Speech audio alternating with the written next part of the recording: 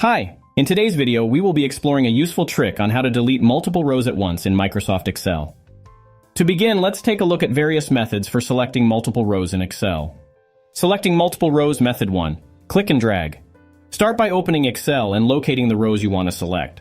Click and hold the left mouse button, then drag your mouse over the desired rows. This action will highlight all the rows in between, ensuring they are selected. Method 2. Shift plus click.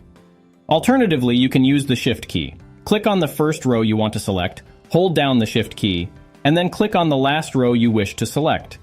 Excel will automatically highlight all the rows in between for you. Method 3. Control plus click.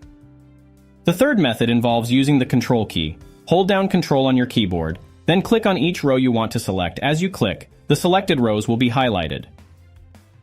Now that we've discovered how to select multiple rows, let's move on to deleting them efficiently. First, select the rows you want to delete by using any of the selection method we just covered. Once you have made the selection, press Ctrl and the minus key on your keyboard simultaneously. Excel will prompt you to confirm the deletion. You have the option to delete the selected row and shift the cells up or down, or delete the entire row altogether. And that's it. You've learned how to delete multiple rows at once in Microsoft Excel.